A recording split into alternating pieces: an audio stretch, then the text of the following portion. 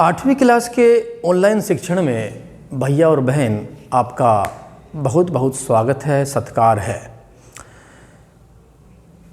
हम लोगों ने एक्सरसाइज 2.1 से 2.6 तक कर चुके हैं लेकिन अपन चाह रहे हैं एक बार 2.1 से 2.3, फिर एक बार अपन 2.4 से 2.6 का एक बार दोबारा से दोहरान करें। इस बहाने क्या है, हमारा जो पहले का काम है वो दोबारा से रिपीट हो जाएगा और हमें कुछ फ़ायदा इससे मिलेगा। देखिए भैया और बहनों, 2.1 से 2.3 अगर हम बात करें इसकी, तो इसमें आपको समीकरण के बारे में सवाल मिलेंगे। समीकरण आपने करे भी हैं। 2.1 में सिंपल सवाल है, 2.2 में सवाल हमको यानी कि समीकरण हमको बनाने पड़ेंगे और 2.3 में भी समीकरण बनाए हैं, हमको केवल हल करने हैं। यानी कि 2.1 में समीकरण बनाए हैं, 2.3 में भी बनाए हैं, हमको हल करने हैं और 2.2 में समीकरण हमको बनाने पड़ेंगे। सवाल को पढ़ना है, सवाल की भाषा दी हुई है, उसको पढ़ना पड़ेगा, पढ़ के समीकरण बनाने पड़ेंगे हमको और उसको हल करना पड़ेगा। तो हम बात करते हैं, एक बार कुछ सिंपल समीकरणों की बात करते हैं अपन। पहले तो जैसे हमारे पास कुछ क्वेश्चन लिखे हुए हैं। पहला है 6x बराबर 12। सबसे पहली बात समीकरणों का अध्ययन, सबसे पहली बात यह है कि बराबर से जो बराबर दिख रहा है उसका मतलब समीकरण है। ये जो हमें बराबर दिखाई दे रहा है उसका मतलब ये समीकरण है। ये भी समीकरण है और ये भी समीकरण है। बराबर से बाईं साइड में अंक नहीं रहेंगे, केवल बीज रहेंगे और बराबर से दाईं साइड में केवल अंक रहेंगे। बाईं साइड में बीज रहेंगे, दाईं साइड में अंक रहेंगे। ये हमको पता होना चाहिए। इसमें ही बच्चे गलती करते हैं। अगर कोई अंक या कोई बीज गलती से यहाँ से वहाँ आ गया है तो उसको हम पक्षांतर के द्वारा अपनी जगह पे भेज देते हैं उसको। जैसे बोलते हैं ना अपन, ये 2x है, यहाँ नहीं होना चाहिए, इसकी जगह तो वहाँ पे है, तो इसको बोलते हैं अपन पक्षांतर करने पर, और उसका पक्ष हम बदल देंगे। जैसे मान लीजिए पहला सवाल है 6x बराबर 12। ये बीज है, ठीक है, ये अंक है, ठीक है, लेकिन केवल यहाँ पे बीज ही रहेगा, केवल बीज रहेगा, अंक नहीं रहेगा। जैसे x बराबर ये 12 है, ठीक है, 6 यहाँ पे गुणे में है, 6 और x के बीच में निशान गुणे का है, तो अपन उसको यहाँ बटे में भेजेंगे। ऐसे 6 एकम 6, 6 दूनी 12, 2 उत्तर आ गए हमारे पास। यह सवाल ऐसे है हमारे पास दूसरा 40 बराबर 2x।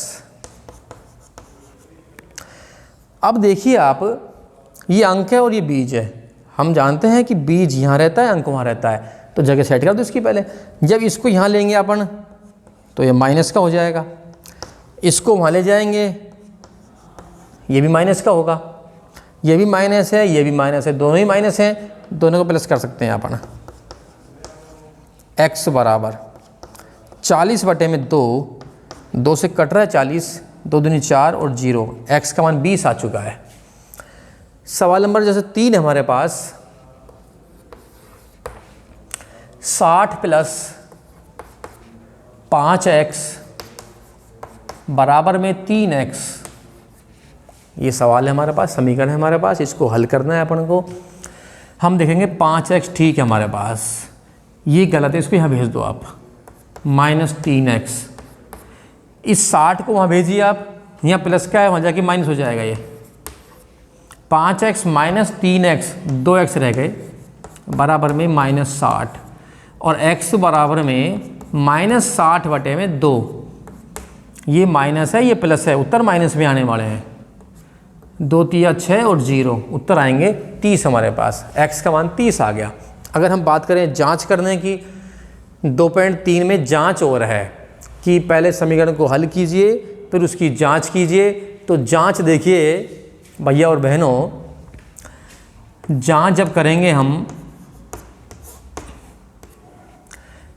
60 प्लस 5x बराबर 3x, ये हमारे पास समीकरण है। इस समीकरण में जहाँ भी हमारे पास 30 है, x का मान 30 आया है माइनस में, वो जमाएंगे हम x की जगह पे। जहाँ भी x है वहाँ पे हम 30 जमाएंगे माइनस का।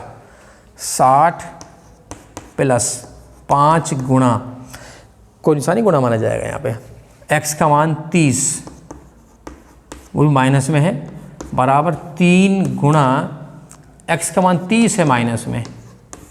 जहाँ भी x है वहाँ उसका मान जमा देंगे हम दोनों पक्षों में। 60, इन दोनों गुणा करेंगे हम, 5 गुणा 30 करेंगे तो 150 आएंगे हमारे पास। कितना आ जाएंगे भाई साहब? 150 हमारे पास आ जाएंगे। इन दोनों को गुणा करने पर हमारे पास 150 आएंगे। ये जो 150 है वो माइनस के आएंगे, ये माइनस के 150 आ गए, क्योंकि यहाँ प्लस है यहाँ माइनस है तो उत्तर माइनस में आएंगे हमारे। बराबर में इन दोनों गुणा करेंगे 90 आएंगे हमारे पास, लेकिन माइनस में आएंगे वो। 150 माइनस के हैं, 60 प्लस के हैं, तो 150 में से 60 कम कर दीजिए आप, 90 बचेंगे हमारे पास, वो माइनस में रहेंगे, बड़ा माइनस का है, और ये माइनस 90 है हमारे पास। दोनों पक्ष बराबर आ चुके हैं। अगर दोनों पक्ष बराबर आ रहे हैं तो हमारी जांच ठीक है, उत्तर ठीक है हमारा, यानी कि हमारी जो समीकरण हमने कराया है वो ठीक है हमारा। इस तरह सवाल आपने करे हैं 2.1 से 2.3 में, और 2.2 में जो सवाल हैं वो भाषा में दे रखे हैं, उनको पहले पढ़ना है फिर उनका समीकरण बनाना है। जैसे मान लीजिए हम देखते हैं,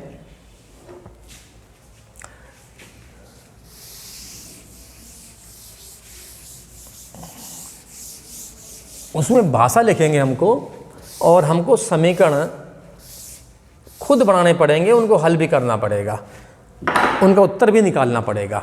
ये सवाल बनता है 3 क्रमागत संख्याओं का योग 51 है।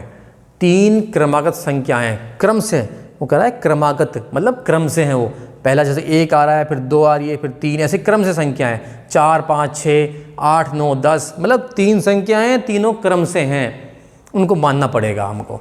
देखेंगे, माना पहली संख्या, इसको x मान लीजिए आप, माना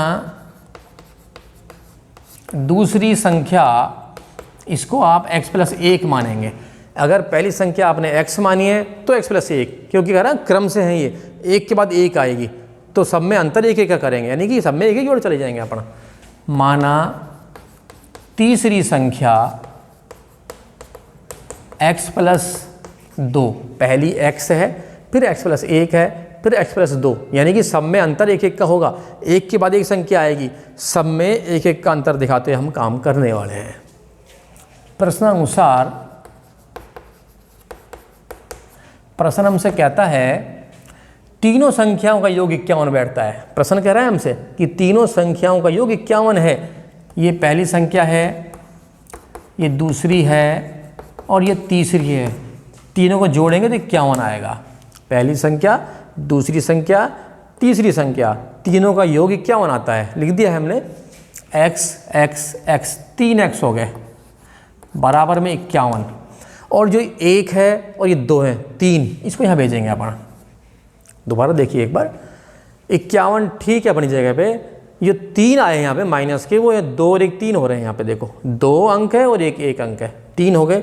इस 3 को जब वहाँ भेजेंगे हम उस साइड में पक्षांतर करके, तो 3 हो जाएंगे माइनस के, और 1x 2x और 3x यहाँ पे है ही हमारे पास। 3x बराबर 48, घटाव कर दिया हमने, 51 माइनस 3 कर दिया, 48 आ गए हमारे पास। और x बराबर 48 बटे में 3, 3 एकम 3, 3 6 18, 16 आ गया x का मान। x का मान 16 है, यानी कि ये 16 आ गई संख्या, ये 17 होगी, एक फालतू है, ये 2 फालतू है, 18 हो जाएगी। संख्या हो जाएंगी 16, 17 और 18, ये संख्याएं होंगी हमारे पास। अतः वह 3 क्रमागत संख्याएं बराबर 16, 17, 18, इन तीनों जोड़ेंगे तो 51 ही आएगा। तो अपन बातें करें 2.1 से 2.3 के बीच में, तो हम देखेंगे कुछ इस तरह के सवाल आपको मिलने वाले हैं। 2.1 के सवाल आप करेंगे दोबारा से, 2.2 भी करेंगे और 2.3 भी करेंगे। अगर फिर भी आपको कोई दिक्कत आती है, आपको कोई भी दिक्कत आए, आप लोग बताएं, बातचीत करें, आपकी समस्या का समाधान भी करेंगे। बाकी अपन कल जब मिलेंगे तो 2.4 से 2.6 के बीच में एक बार फिर अध्ययन करेंगे उसका। दोहरान करेंगे उसका। तब तक के लिए थैंक यू, धन्यवाद।